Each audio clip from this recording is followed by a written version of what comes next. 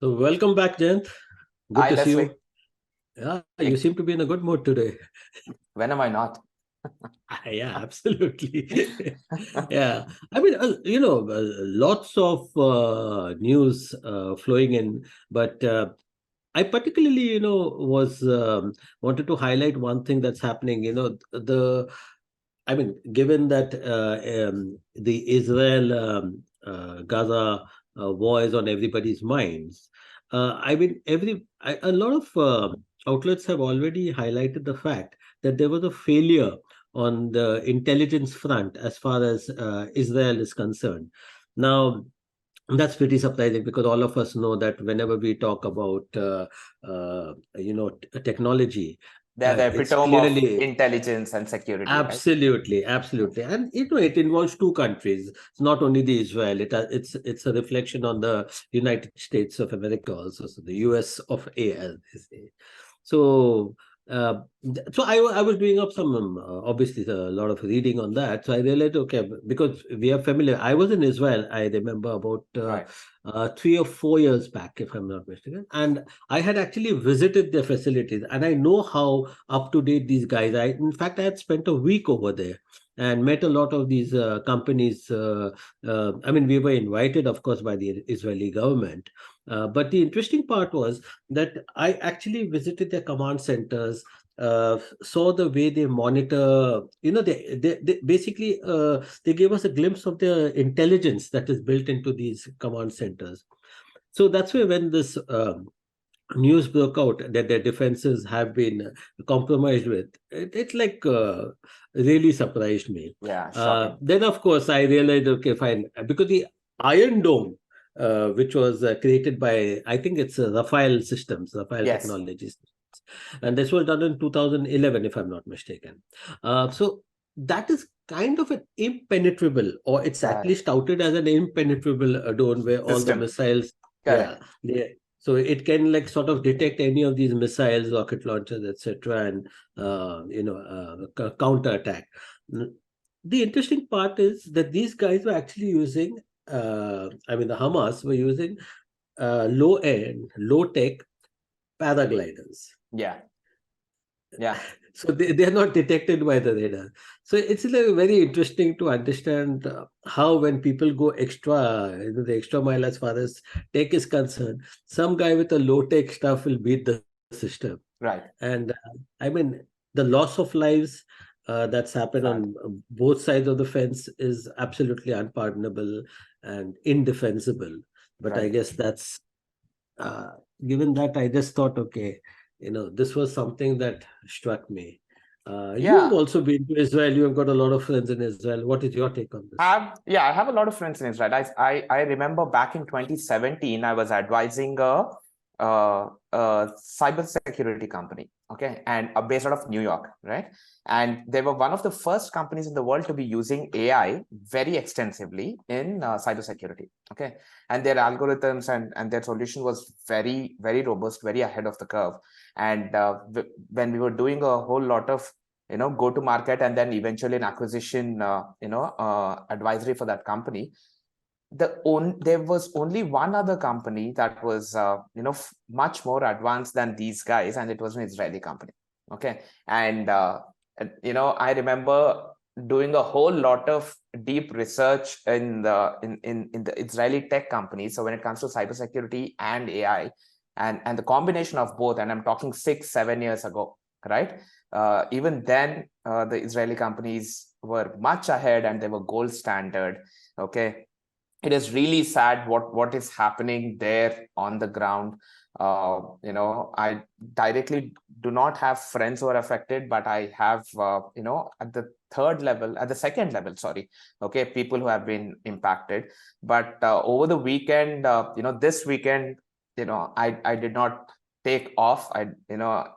Thanks to this conflict, I was on the calls with friends and fellow entrepreneurs and industry colleagues around the world, from Boston, Denmark, Singapore, and Geneva. Uh, it's already created a huge ripple, right? And the implications, overnight, um, the VC funding and the funding into some of the startups and AI startups has literally been dried up. There's a whole lot of wait and watch going on. A lot of these VCs are Jewish companies, mind you, so they're not in the mindset.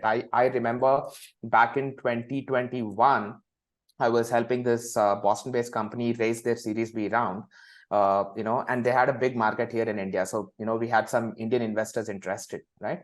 And back then, even the investors who were very interested and who had given the term sheet, they could not come to the table or onto the calls for discussion because, the COVID second wave was going on. So they were, extremely distressed, taking care of their loved ones and trying to get a hospital bed for their parents, during COVID. And this is exactly what I am, over the weekend, I found out when some of my other friends and entrepreneur colleagues, they got their term sheets that are revoked. And when they're trying to get back to their, potential investors, they're all saying one of the investors' family has been abducted, right, as a part of this. So under the surface, there's a lot of impact it has already caused. I mean, beyond the straightforward human loss, the property loss, and the geopolitical situation, there's an economic undercurrent that's going on. It's not reflected as much in the stock markets. I mean, I expected a bloodbath on Monday in the stock markets,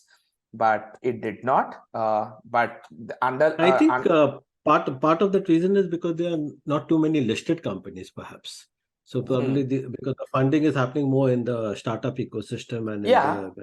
No, so but even in the public markets, just the conflict, right? Just the conflict and its yes, triple effect. yes. I expected a bloodbath, but nothing happened. I think some of these things not much. are already factored. After COVID, you mean? After COVID, we're living in the era of black swan events. Yeah, I mean, that VUCA word that we used to use. Yeah. So that VUCA word is back in action, but yeah. Our friend Arvind Tiwari's favorite term. Yeah. But the interesting part is also, on the cyber, since we were speaking about cyber security, and we all know that Israel is one of the countries that is way ahead as far as cyber security is concerned. But here you're already finding even so I was doing some research. So even the Israeli websites were down for quite some time. The government websites. Yeah. So which means obviously there has been either DDoS attack on them or whatever it be. But surprising that they couldn't ward that off. Now, whether the whichever other country, we can't name any countries out here because this would all be imputing. But we know that there are those hotbeds of activity as far as hacking is concerned, and one of them happens to be Russia, one of them happens to be China. So we all know what could happen in these things. But no, the attack was multi-pronged, right? I mean, the DDoS and the websites being down, it was multi-pronged, Yeah. Unfortunately. Yeah, but it is a setback to all the kind of AI stuff that we're talking about. Yeah, but segueing back into AI stuff, because everything is actually interconnected. Really, today's world, it's not either or. As we live in an extremely interconnected world. More than we realize. Absolutely. So, I mean, when we're talking about all these things, another thing which is gaining a lot of traction is I was watching this 60 Minutes episode. CBS. Now, the CBS one.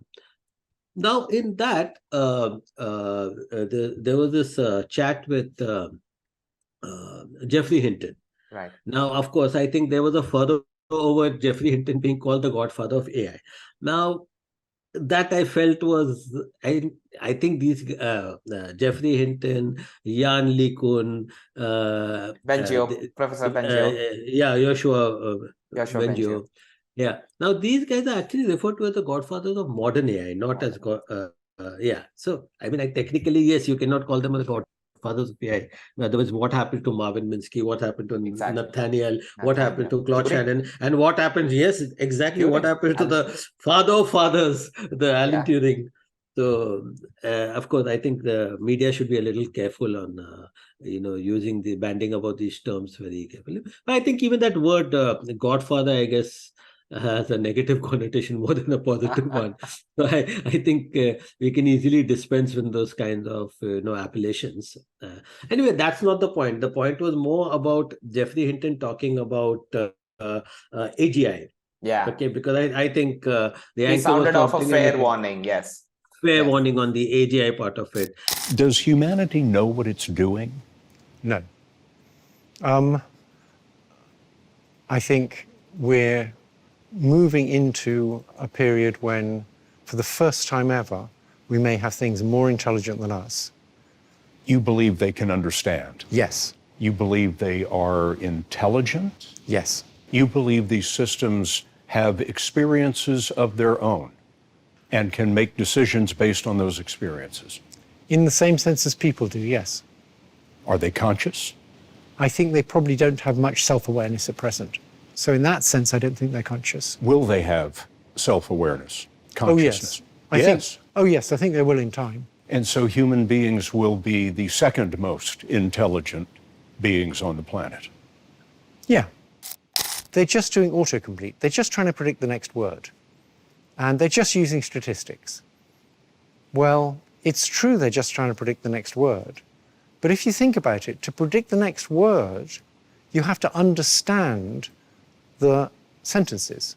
So the idea they're just predicting the next word so they're not intelligent is crazy. You have to be really intelligent to predict the next word really accurately. So an obvious area where there's huge benefits is healthcare. AI is already comparable with radiologists at understanding what's going on in medical images. It's going to be very good at designing drugs. It already is designing drugs. So that's an area where it's almost entirely going to do good. I like that area. The risks are what? Well, the risks are having a whole class of people who are unemployed and not valued much because what they used to do is now done by machines. And if you remember earlier also I had written a piece and we had discussed this about Paytm here in India, Correct. where they started talking. I said this, this AGI washing should stop. Either we should be clear about what we mean by AGI, we should be clear about our definitions, and when we talk about AGI, we should be absent. Now, I think what also fueled the fire a bit was when Sam Altman went onto Reddit and made a comment. This was some Jimmy Apples had put up a thing that we are one close to the first signs of AGI. And I think Sam Altman went and commented on it. And then he clarified, no, this is just in jest. If I wanted to really make any announcement about AGI, I wouldn't do it on Reddit. Exactly. So, but by then I know that those tweets went viral. Now, here, coming back to the Geoffrey Hinton talk, the best part is Gary Marcus came up with a point-to-point rebuttal. Some places he said that it's not a new debate with Gary Marcus and Geoffrey Hinton. Correct. But so there were, for me, the interesting parts is that, okay, fine. Personally, when I look at it also, yes, I have amazing deep respect for the person like Geoffrey Hinton, because I mean, we all know what he has done for. No, it's his paper on backprop and deep learning, which is still the technique that's being used in all AI. Right? Yeah. So I think what he said was clear because he understands what they I think we have been talking about this for almost like 5-6 years now, that these algorithms, deep learning algorithms, are black boxes. We do not understand how the self-supervised or the auto algorithm, how they work basically. If there's no human supervision, we have no idea of how they make decisions, which is why we have had the whole movements of explainable AI, etc. But Gary Marcus, I mean, as usual, he calls it out. He calls it out because Geoffrey Hinton mentions that again in this interview. He talks about layers of convolutional neural nets. And we don't know how they make decisions. He mentions that again in this interview. So Gary Marcus calls it out. Yeah, but that's the interesting part of it, that we do not know how they make decisions. That I understand perfectly, and that we are trying to also fathom. There's a lot of work going on in trying to I mean, the whole movement of explainable AI, trying to Correct. build it into the architectures, trying to build it, that is going on concurrently. But I think we get distracted whenever we mention AGI because whether you like it or you don't like it, it throws up images of Terminators, Skynets.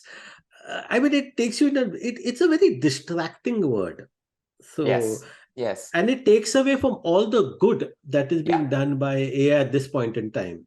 Look at AI, look at generative AI, look at the positives also that it is building True. each and every Absolutely. time. Yeah, Absolutely. because I was also, in this context, I was also watching this. I think it was Economist that had a sort of fireside with Mustafa Suleiman and Yuval Noah Harari. Right. Now, Yuval is also known for his views, Yeah. standard views on AI.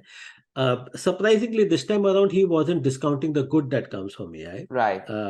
So that I found very heartening because, yes, I think he's clearly acknowledging that there's a lot of good.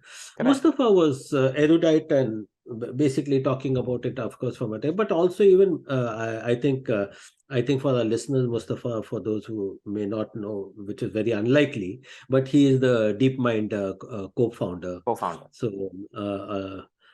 So the interesting part is always that all of them are talking about, being a little cautious about, using this word AGI. Others, I think the problem is also the media starts pulling these guys into the conversation of AGI. Then they have to comment for the heck of it. Yes. And, I don't know. Like you said, it's a distraction. And so I also saw the interview, on CBS. But two things of what you said, according to me, caught my eye, right? One is, see, the moment, like you mentioned, the moment anyone mentions AGI, the images of Terminator and Matrix and all the, all the sci-fi movies and the world ending and the machines taking over parts, come to mind. I think to some extent, we have Hollywood to blame for that, because for a good 15, 20 years, that's all Hollywood has been talking about. I don't remember who said this, right? I remember reading this quote. He said that mankind, or humans are afraid about machines and machines taking over, because instinctively they believe that machines are going to treat them the way humans treat the animals. Okay, so it might not be true unto itself. That is number one. So a lot of this fear mongering, I guess, it's embedded in us through a lot of Hollywood movies and that kind of that media. But just on a lighter note, Yeah. just hold your thoughts for a minute. But if they actually treat us the way we treat animals, okay, I'm not talking of the cruelty that is there, but there's a lot of, like, take the way we Good. treat We can be dogs and all. friends. We have a full, imagine the amount of aisles that they have over there. No, cats. They have a royal life. Yeah. And vets are having a real time of their lives. Oh, absolutely. I mean, the kind of people, lining up outside the vet shops and all. Yeah. Of course, that's a different discourse on the lighter note, as I said. Exactly. So that is number one. And the second thing is, what caught my attention in Geoffrey Hinton's interview or on CBS was that he says that a chatbot today has about 1 trillion connections. Okay. And a human brain, has about 100 trillion connections. And today, in terms of understanding and complexity beyond a point, okay, a chatbot which is powered by AI is almost as good as a human brain, because beyond a point, okay, it gets as complex because we don't understand human brain as well. I think that is, according to me, that is where the differentiator lies. I mean, everyone is talking about AGI and the machines and the AI getting as good as humans, because I don't think we understand beyond a point, we understand the capability and the capacity of humans itself, right? When purely in terms of numbers, he says, 1 trillion connections by a chatbot and 100 trillion connections by a human brain, are more or less the same beyond a certain level of complexity. We haven't gotten to going beyond, that top 1 trillion connections and figuring out what lies beyond, right? I guess a lot of work needs to be done there. Okay. And it's after that we can say that, machines are getting as good as humans, because let me rephrase that. Machines are probably very fast getting closer to as good as humans as we understand humans so far. Okay, I'd like to add that little suffix and a disclaimer. Okay, but my point is, we don't understand the capability of the human nature and our potential unto itself, and that, I think, was the underlying thing that Geoffrey Hinton message, which he did not go deep into, by the way. No, but and I think you raised a very valid point, because I think we have highlighted this in our book also. Yeah. This whole debate about it. Like, for instance, just look at the eye. For instance, I always tell people, even with the best of AI that you have in any of your smartphone, I am focusing. I am doing like immediately. I'm looking at the distance.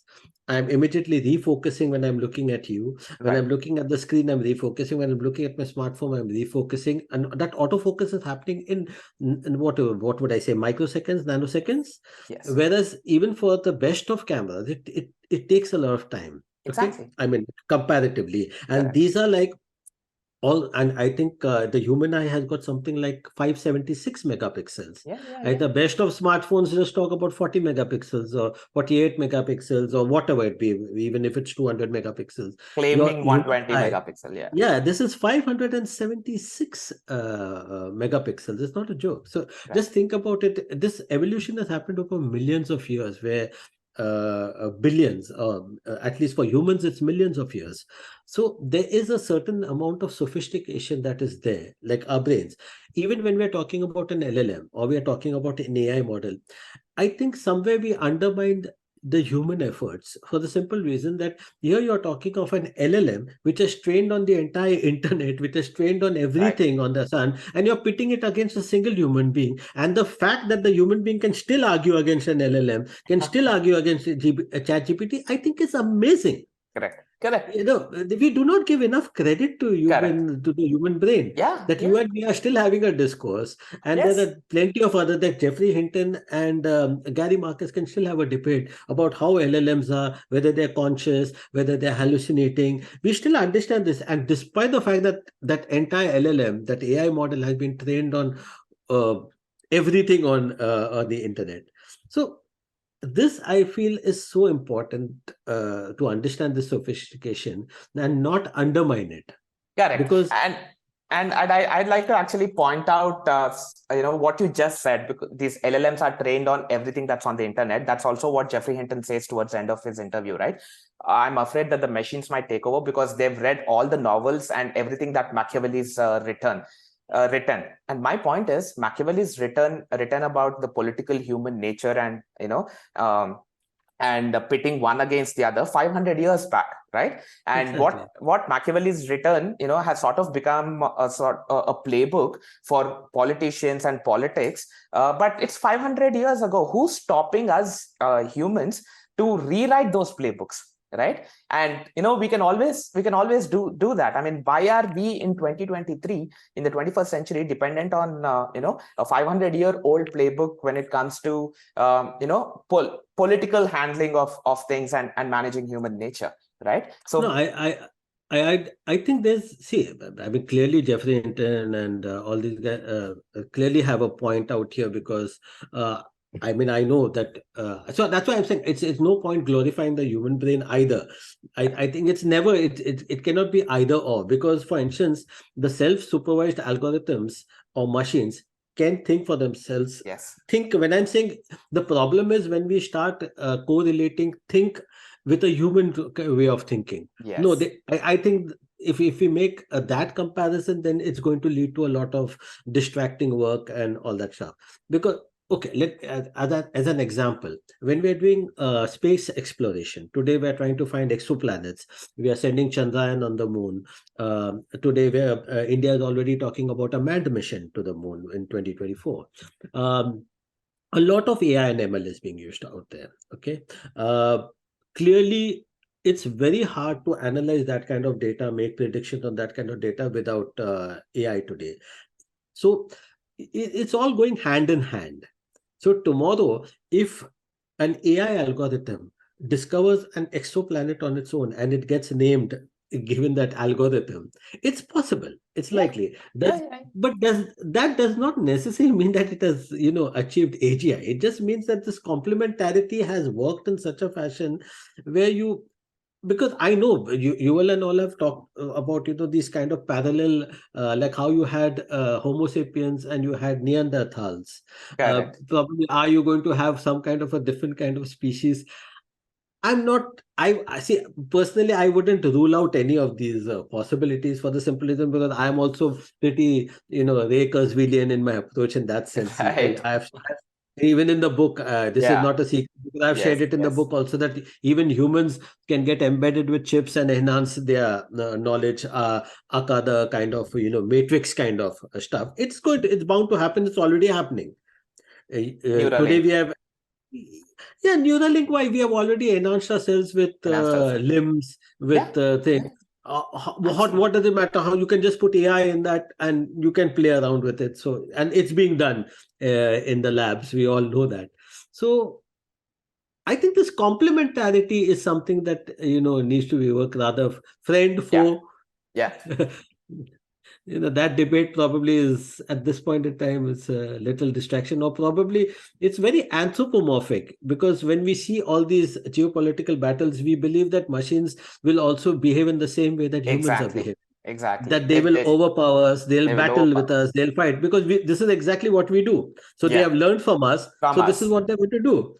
So let us teach them good things also, probably. Exactly. I mean, for every warmonger there are hundreds of volunteers in the Red Cross, helping other humans out. There are hundreds of volunteers in WHO, in every other this one, helping each other out. And I'm sure if AI would have learned from Hitler and from all the living and dead dictators, it would have also learned from Mahatma Gandhi. It would have also learned from Martin Luther King. Swami Vivekananda and so many others. So there are so many peacemakers also. So I think somewhere I'm still optimistic. I don't know.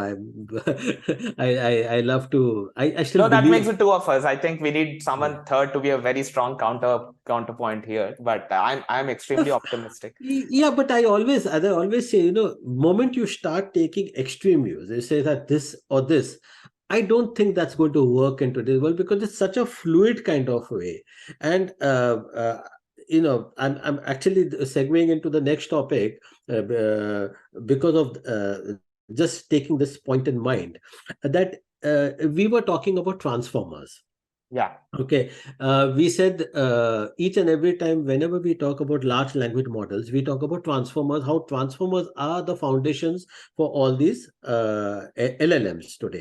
But already now Microsoft is talking about retentive networks or the RetNets. Now, this is interesting when it's saying that, retentive networks, versus transformer kind of debate reminds me of the CPU versus GPU debate. And retentive networks are already being touted as a successor to transformers for LLMs. Yes.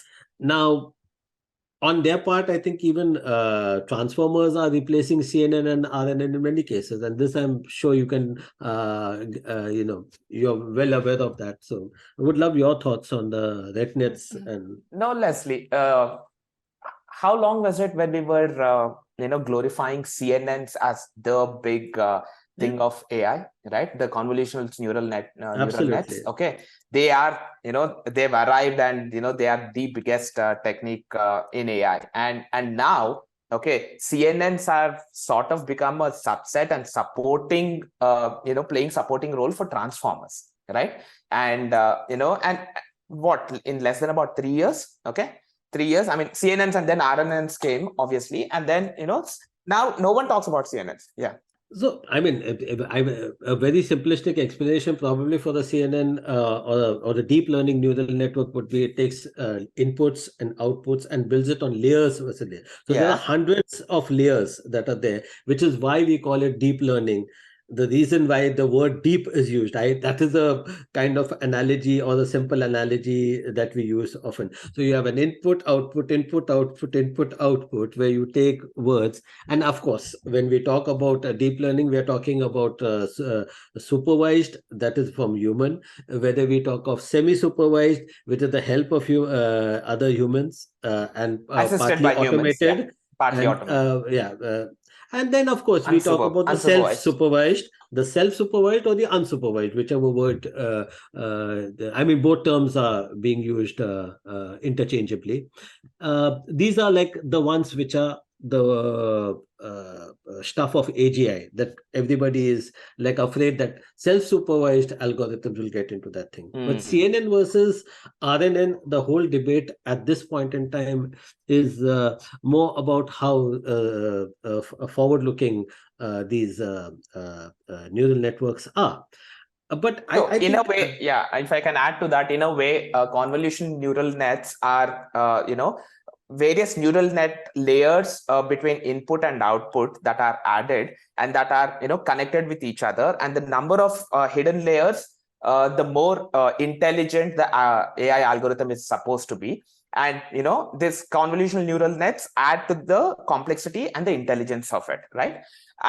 The recurring neural nets, so it's input, convolutional neural nets, and output. The recurring neural nets, okay, it is mostly used in semi-supervised or mostly unsupervised AI algorithms, where the AI algorithm itself goes back and forth between these layers of neural nets, okay, and keeps learning, okay, and comes out with its own intelligent output, right? And which is primarily used in reinforcement learning as well, right? As a technique, okay.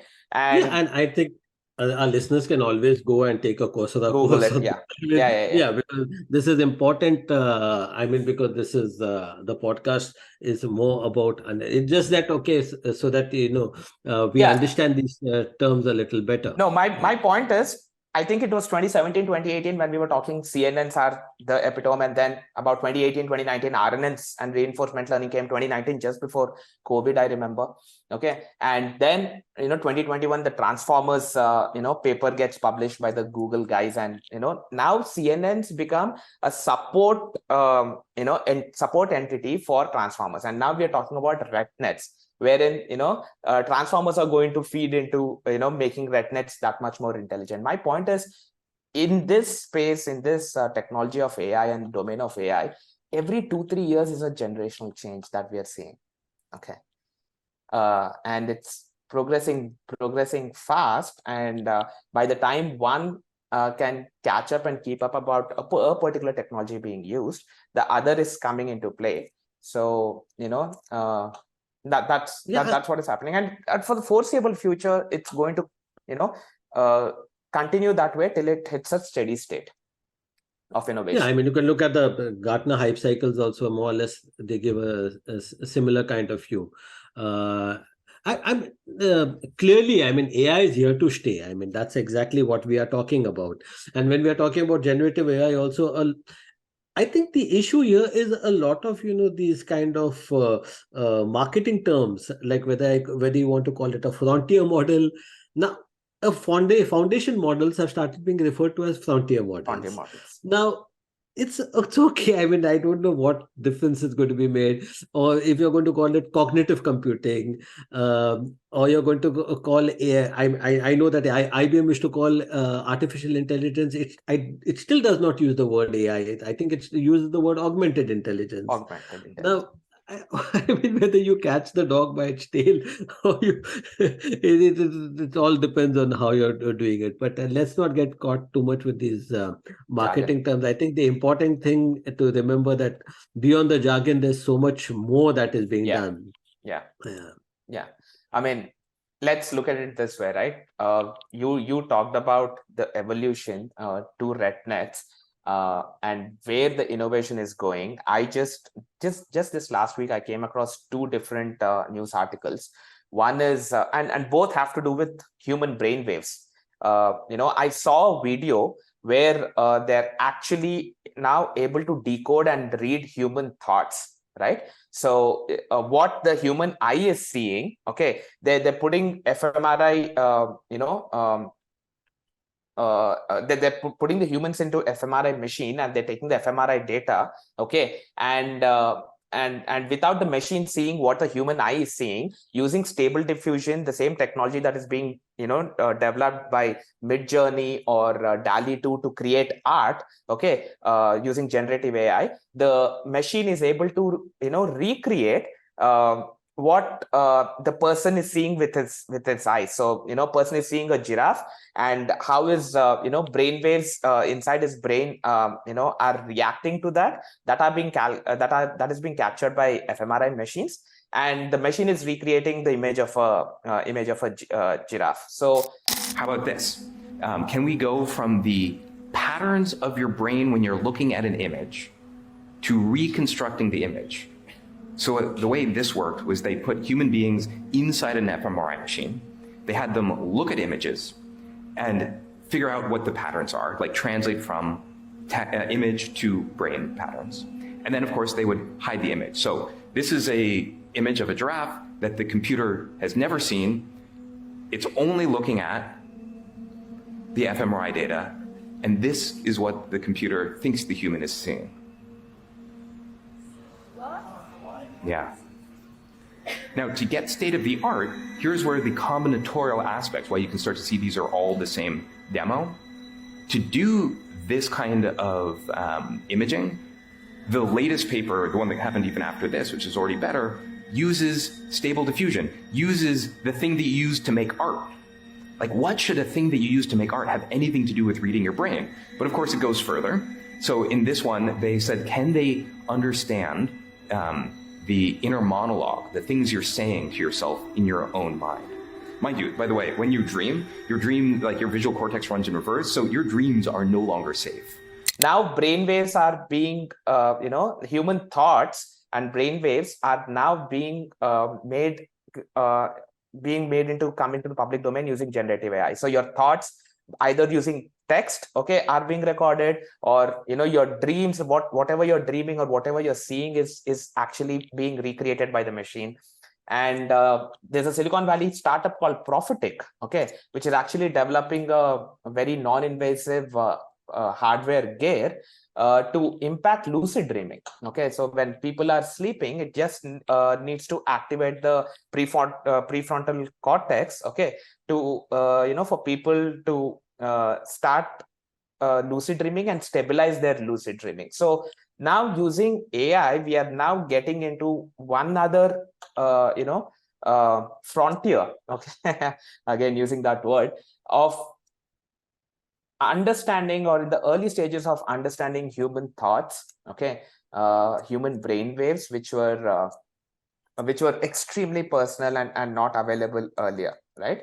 Again, this can be put in a very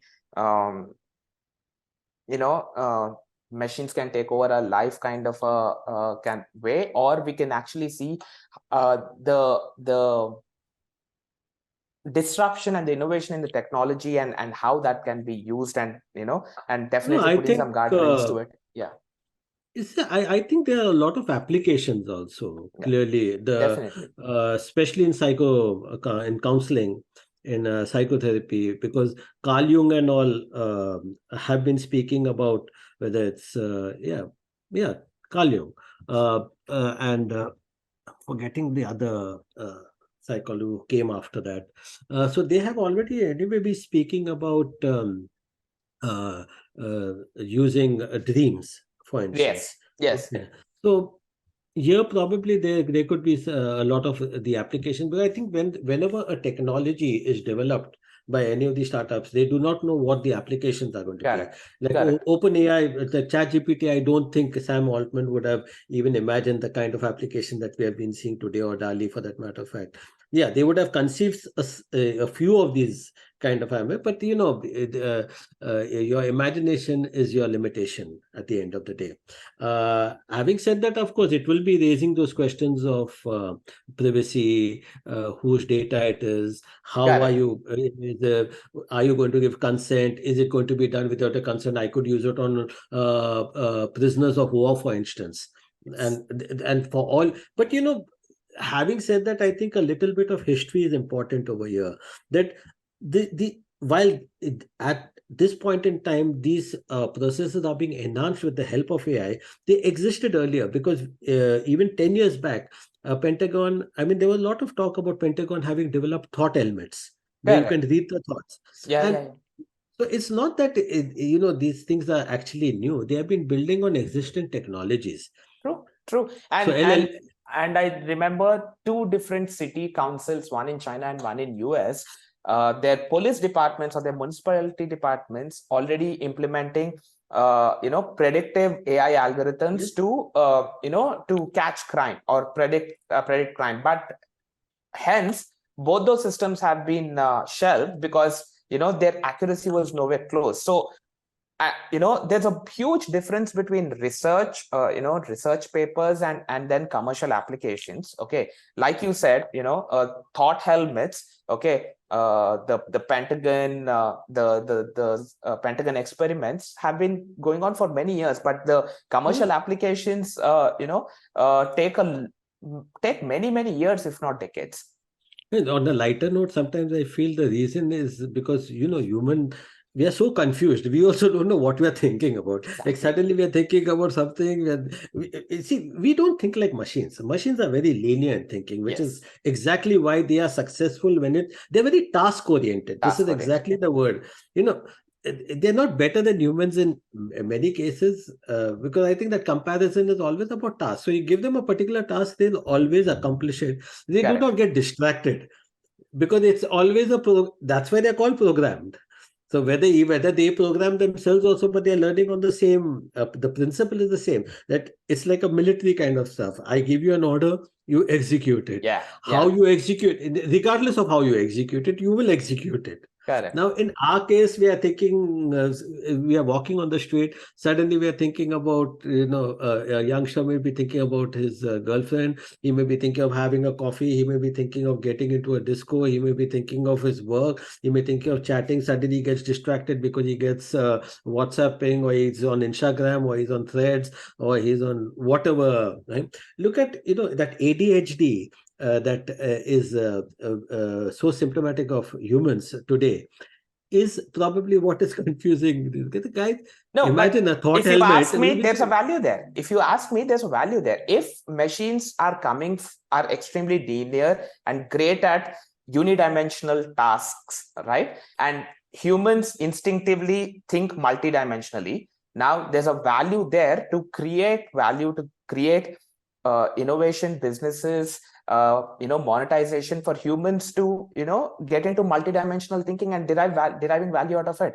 I mean, an average human has about 30 to 45,000 thoughts a day, and only 5% of them get registered in your conscious memory, 95% of them in your subconscious memory. If humans are so great at instinctively thinking multidimensionally, okay, let the machines do the unidimensional tasks. Let us move to creating value out of our multidimensionality. But that is exactly the point. This is what, coming back to the way we started this entire podcast, is I'm saying this either or debate should end. Exactly. It is either or. I always believe we should start building on the complementarity. Yeah, will machines overpower us at some point in time? Will they I mean, we are preparing ourselves. I think we should have these guardrails because nobody is sitting down. I think people should understand that there are policymakers around the world that are putting guardrails around it. You will never be able to be a step ahead of AI for the simple reason that what's happening in the labs will always beat you. But you have enough policy frameworks that will be able to say, okay, fine, these are the policy frameworks. Moment you have a new technology from the labs, evaluate it against these policy frameworks, see if the policy frameworks need to be tweaked a bit to accommodate this new kind of technology, and then get ahead. That's the process. No, Leslie, I think all of us are asking the wrong question. The question is not whether machines will get superior than humans. Machines will overtake humans. Okay. The question, or AI will overtake humans. The question is, will machines and AI overtake humans in everything that humans do? Okay, they might Exactly. overtake, they might, specific algorithms will be able to overtake humans in certain specific things that humans do, but not in everything that a human or humans do. I think therein lies, And yeah, no, that's and look at it. Look at it from a different point of view also. It is because we're actually getting into the philosophical realm, hardly anything to do with technology now. right. It's more uh, like, take for instance, in India you have a caste system, a caste and a class system. And machines may not be interested in that particular debate, because for them it is these are non-issues. Religion may be a non-issue for a machine. Machine bolega, bhai, you can celebrate any festival you Nuances. want. AI is You still can not, believe, AI, you AI want can't to, still can't hack nuances, ambiguity and yeah. nuances. Yeah. Otherwise, you can't say that, okay, my Microsoft AI model worships this god, my Yes. Google worships this god. You're going to have confusion out there. So, I mean, the interesting part was always from a philosophical debate that machines will always, at least I'm not, I won't, I'll hesitate to use the word always, because I don't like to be dogmatic about my views either. Is that I say, as of now, I think the clear indication is that machines will think linearly, will, even if they think multi-dimension, they will not think the way humans think, because that's the way the CNNs are done, that's the way the RNNs are done, that way the RetNets or whatever technology we develop over a Will period be of done. time.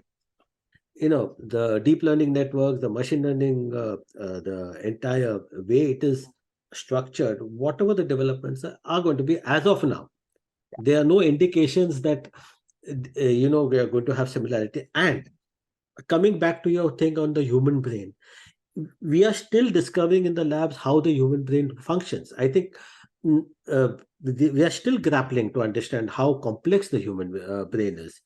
Whether it's 100 trillion, now here you're talking about, I think the latest is what, 3 trillion parameters or something that we're talking about, Okay. some of the LLMs that are there. And those are all speculative. I think because there's one of the Chinese LLM that is already spoken about 1.5 trillion parameters. I think the largest LLM China as of and now is something numbers. like China and yeah. numbers. And it's really it's a meaningless kind of Exactly. thing. You have to wrap your head around those kind of thing, because most of the parameters. I mean, Jan LeCun made a very interesting point. He think this whole debate about whether this is so many parameters. You may have a instead of a 3 trillion parameter, a 3 billion parameter LLM. In statin, not a LLM, a 3 billion language model. Right. There's where we probably should start using words like small SLM, the small language model, or I think as you were HILM, highly intelligent language model. Exactly. So, this is the whole debate whether it's LLM versus SLM or HILM, whatever jargon you want to use. And so parameters probably is not exactly the right way to look at it. See on the kind of tokens that it has been trained on. Yes. I think that's important to understand. What are the tokens? For our listeners, tokens would be a very loose analogy, would be tokens compared with words. The words because computers don't understand words, so these are not cryptocurrency tokens or altcoin tokens. They're not. They're not.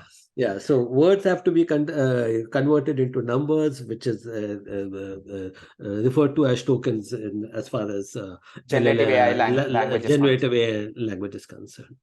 So I think, on this kind of happy note, given that technology and philosophy will go hand in hand. There is no way you can.